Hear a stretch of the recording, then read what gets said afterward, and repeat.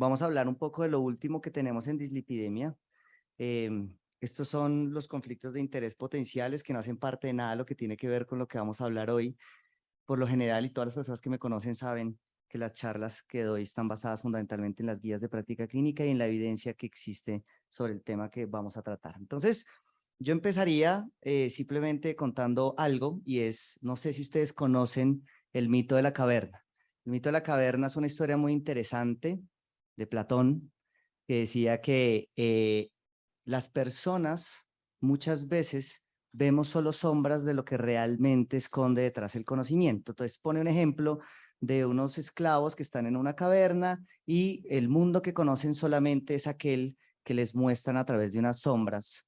Entonces, algún día un esclavo de estos se escapa de la caverna, sale, conoce el mundo, conoce los colores, conoce las formas, conoce los tamaños reales de las distintas estructuras que le venían mostrando antes, se da cuenta que el mundo está vivo, que está en movimiento, que es diferente a como lo conocía. Pero lo curioso es que cuando vuelve y le cuenta a sus compañeros cómo es el mundo, nadie le cree, porque el mundo para ellos es solo las sombras que han visto toda su vida. Entonces, ¿esto qué tiene que ver con dislipidemia?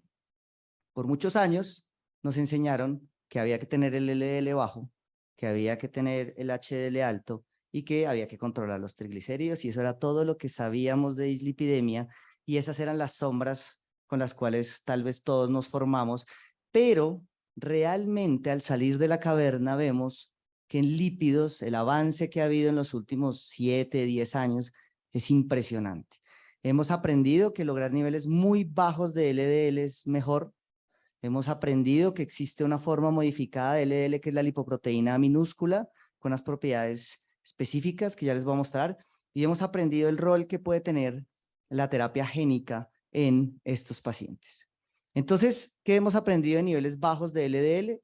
Hemos visto un cambio enorme en la evidencia en los últimos 20 años, en que las guías cada vez progresivamente fijan un umbral mucho más bajo de meta de LDL, teniendo en cuenta la evidencia, al punto que hoy la recomendación es que pacientes con eventos cardiovasculares previos o considerados de muy alto riesgo cardiovascular, su valor de LDL debe estar por debajo de 55 miligramos por decilitro. O sea, una meta bastante ambiciosa, que es la que perseguimos hoy, por ejemplo, en el centro de infarto. Sabemos también que las personas que tienen la buena fortuna de nacer con una mutación que hace que tengan niveles de LDL bajos desde su infancia, tendrán un menor riesgo cardiovascular, menor tasa de eventos cardiovasculares que los pacientes tratados con las mejores estatinas disponibles en el mercado. Entonces, no solo es un tema de concentración de colesterol, sino de tiempo de exposición en la vida a los distintos lípidos. Ya aprendimos que si combinábamos el tratamiento de estatinas con ezetimibe o estatinas con inhibidores de PCSK9, logramos reducciones importantes del LDL con reducciones importantes en los eventos cardiovasculares. Entonces, traigo esto a colación con el tema de los niveles bajos de LDL. Esto que ustedes ven es la gráfica del estudio Fourier. Pacientes con síndrome coronario crónico, enfermedad arterial periférica o antecedente de ACV, y vean ustedes cómo en el primer año de tratamiento hay una reducción del riesgo relativo del 16% en los pacientes tratados con evolocumab.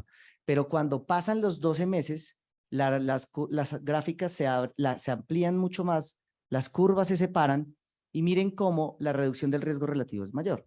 ¿Esto qué quiere decir? Que no solo fue bueno haber bajado inicialmente el LDL, sino que esos pacientes que lo bajaron en un principio están más protegidos conforme pasa el tiempo. Eso es lo que se llama un efecto lag, así lo han descrito en la literatura, y es como un efecto que queda y que con el tiempo progresivamente se va haciendo mayor.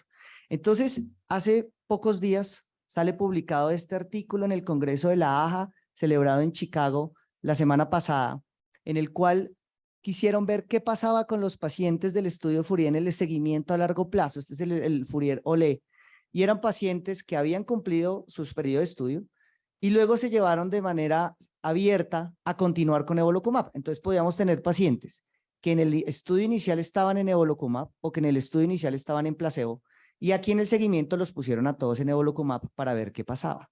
Por supuesto, los pacientes que habían estado en placebo se les baja muchísimo el colesterol LDL, una mediana de colesterol LDL de 29 miligramos por decilitro, un valor bastante bajo, sin eventos adversos. Importantísimo esto en el seguimiento, porque el seguimiento del estudio Fourier era corto, era más o menos 2-3 años, pero esto ya es un seguimiento mucho más largo y vemos que no hay ni aparición de diabetes, ni aparición de reacciones adversas, ni efectos adversos relacionados con estos niveles bajos de LDL. Pero lo interesante que es esto, miren ustedes cómo en la curva roja ven los pacientes que pasaron de evolocumab y siguieron en evolocumab, del estudio Fourier al Fourier-Dolé. Y en los pacientes que estaban con placebo y pasaron a evolocumab. Y miren cómo las curvas están separadas y los pacientes que en un principio fueron tratados con evolocumab tienen una reducción de eventos cardiovasculares en comparación con los pacientes que son tratados ahora de nuevo con evolocumab, lo cual habla de un efecto legado. Y es que esos pacientes que se trataron tempranamente y que lograron metas de LDL muy bajas tendrán menor proporción de eventos que los pacientes que son muy bien tratados, pero más tarde en la vida. Entonces, esto nos muestra la importancia del tratamiento temprano. Cuando vemos muerte cardiovascular, que ha sido uno de los temas pendientes para las terapias hipolipemiantes, una reducción del 23% en un desenlace exploratorio que vemos también conforme pasa el tiempo. Es decir, estos pacientes no solo debemos tratarlos muy bien, sino temprano, oportunamente, porque no es lo mismo cuanto más tiempo dejemos pasar el paciente con su exposición crónica a niveles de lípidos.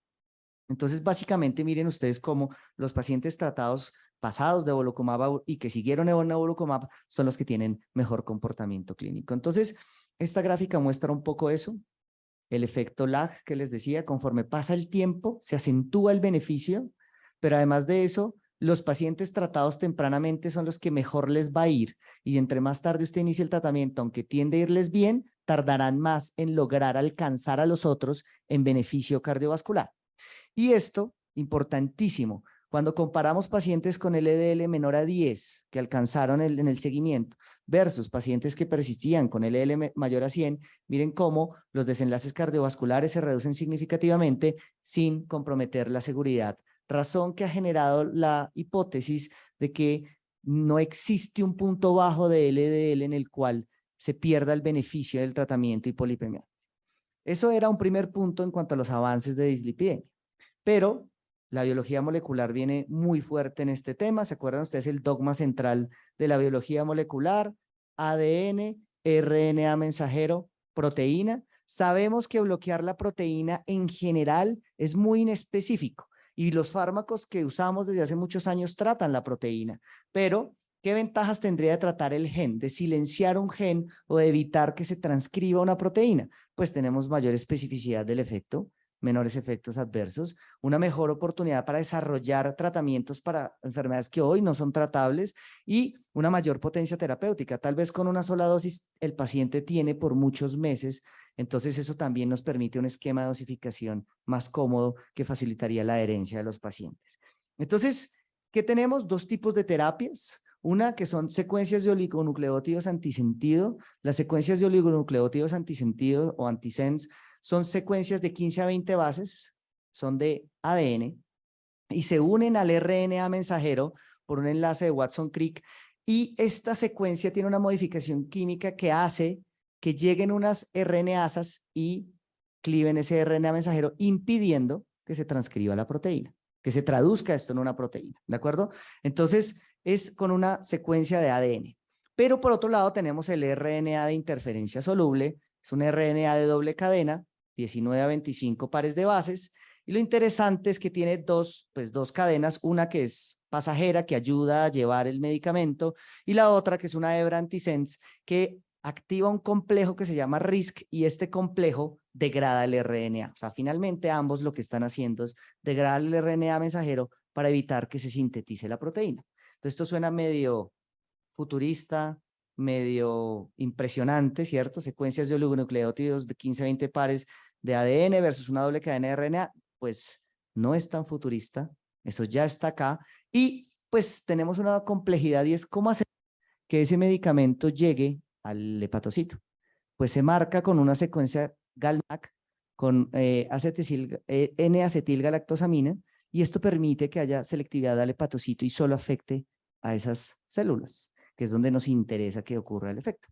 Entonces, no es tan avanzado, no es tan futurista, es algo que ya tenemos disponible en la práctica clínica. En Colombia estamos pendientes de aprobación por INVIMA, pero quizás el primero de este grupo farmacológico con los que debemos familiarizarnos es el inclisiran, que es un RNA de interferencia soluble conformado por 2 cadenas, como les dije, con su secuencia GalNAc que permite selectividad por el hepatocito. Tiene estudios en distintas fases de desarrollo. El Orión 4 será el estudio fase 3 de desenlaces cardiovasculares, que estamos esperando su publicación, pero tenemos ya evidencia de reducción contundente en niveles de LDL con un perfil de seguridad bastante bueno. Hace 2 años fue publicado este artículo en el New England Journal of Medicine relacionando los datos, los resultados de 2 estudios, Orión 9, Orión 10 y Orión 11, que son 2 ensayos clínicos que permitían evaluar la eficacia y seguridad de esta terapia en reducción de LDL, y se incluyeron pacientes con enfermedad cardiovascular aterosclerótica o de alto riesgo cardiovascular, mayores de 18 años, con una tasa de filtración glomerular mayor a 30 mililitros minuto, excluyendo pacientes con condiciones muy avanzadas o pacientes cuya expectativa de vida no fuera buena en los próximos meses, y encontró con este esquema de dosificación muy simple para el paciente. Hay pacientes que ya están esperando que podamos darles este tratamiento. Se le da una dosis subcutánea al día 1, se repite a los 3 meses y de ahí en adelante es una dosis cada 6 meses por el resto de su vida. Luego, no es lo mismo que tomarse una pastilla todos los días o inyectarse cada 2 semanas. Entonces, tiene una ventaja enorme. Con una reducción importantísima, significativa de los niveles de LDL, baja a la mitad los niveles de LDL respecto al pretratamiento, y con por supuesto, una reducción en niveles de PCSK9, que es su blanco terapéutico, es un RNA de interferencia contra el RNA mensajero de la PCSK9.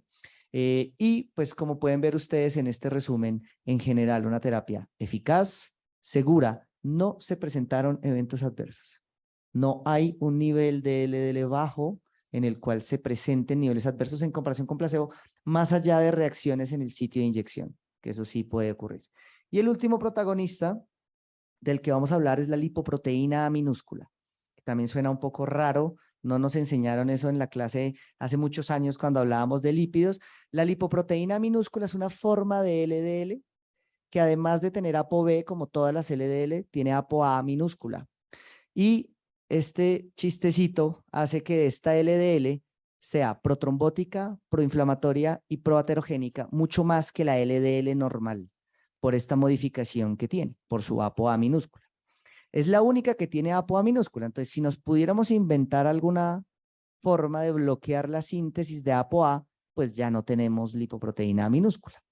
Pues fíjense ustedes este dato. Yo siempre que doy esta charla me gusta preguntar quiénes de ustedes conocen sus niveles de lipoproteína minúscula, porque todos debemos conocer nuestros niveles de lipoproteína minúscula. Hay que medirlo al menos una vez en la vida. Más del 90% de los niveles está determinado por factores genéticos. Luego, cuando uno llega a la etapa adulta, la que tiene, esa es para toda la vida. Entonces hay que saber cuánto es, ¿cierto? Se sabe que 20% de la población mundial tiene niveles altos de lipoproteína minúscula, o sea que los que estamos acá, 1 de cada 5 de nosotros tiene niveles altos de LPA y no sabíamos. Y esto ocurre independiente de la raza. La raza negra tiende a tener un poco más altos niveles de LPA, un poco menos los chinos, pero en general es más o menos 1 de cada 5 personas, y sabemos que tener niveles más altos de LPA aumenta los eventos cardiovasculares. El tiempo en vida de eventos cardiovasculares aumenta progresivamente conforme son más altos los niveles de LPA. Y pequeña noticia, mala noticia para todos, las estatinas aumentan los niveles de LPA o los dejan iguales. O sea que no sirve tratarse con estatinas para LPA. Tal vez el ezetimibe tiene un efecto mínimo. Los inhibidores de PCSK9 bajan en un 30% más o menos los niveles de lipoproteína minúscula. Y como si fuera poco, la lipoproteína minúscula no solo es responsable de 1 de cada 14 infartos, sino que es responsable de 1 de cada 7 casos de estenosis aórtica. Y hoy salió hace poco publicado un artículo europeo sobre un consenso sobre manejo del LPA, y nos dicen, es la primera vez que se ve en el horizonte la posibilidad de dar tratamiento médico para la estenosis aórtica. Entonces es también un futuro promisorio. Y también en el Congreso de la AJA, hace menos de 8 días, fue publicado este artículo, el Ocean A, que evaluó cuál es la dosis de un nuevo fármaco para el tratamiento, para bajar niveles de LPA. Incluyó pacientes con enfermedad cardiovascular aterosclerótica con LPA mayor a 70 miligramos por decilitro, y es olpasiran, que es una secuencia de oligonucleótidos antisentido contra la lipoproteína minúscula. Y miren ustedes cómo la dosis de 225 miligramos cada 24 semanas logra una reducción de LPA de 96%. O sea, el paciente queda con un 4% de lo que tenía LPA. Miren cómo la reducción de LPA ocurre a las 2, 3, 4 semanas de inicio del tratamiento y se queda así de ahora en adelante bajita por el resto del tiempo del seguimiento. La dosis más eficaz fue pues se comprobaron varias dosis, las dosis que le mencionaba de 250 con una reducción verdaderamente importante. Queda la preocupación si esto pudiera aumentar los niveles, el riesgo de diabetes. Es una preocupación que hay con niveles muy bajos de LPA, pero todavía no sabemos. Y sabíamos además, este es con otro fármaco para lipoproteína minúscula, este artículo publicado hace 2 años en New England, también mostrando cuál es el mejor esquema de dosis, pelacarsen, una secuencia de oligonucleótidos antisentido, también para el tratamiento de lipoproteína minúscula. Esta es una secuencia de oligonucleótidos antisentido. Muy eficaz también, con un esquema de dosificación bastante bueno, con una reducción significativa y contundente en los niveles de lipoproteína minúscula. Entonces, para terminar, tenemos una era nueva de fármacos que vienen para el tratamiento de dislipidemia. Usábamos estatinas, las usamos aún, son muy buenas. Las empezamos a combinar con ezetimibe, mostrando que es mejor. Ahorita, en Fundación, en Colombia, las combinamos con inhibidores de PCSK9, mostrando que es mejor, pero hay que inyectarse cada 14 días y ese pudiera ser un punto en contra, aunque son muy eficaces. Vienen esquemas donde pudiéramos bloquear la síntesis de la proteína con dosis cada 6 meses o cada año, ojalá, pero ¿y si logramos silenciar para siempre el gen para que nunca se produzca LDL o LPA, sabiendo que no pasa nada? Es una opción que viene a futuro y se piensa en esa posibilidad para que no haya, pues para reducir de manera significativa los eventos cardiovasculares. Entonces, esa era la conferencia. Muchas gracias.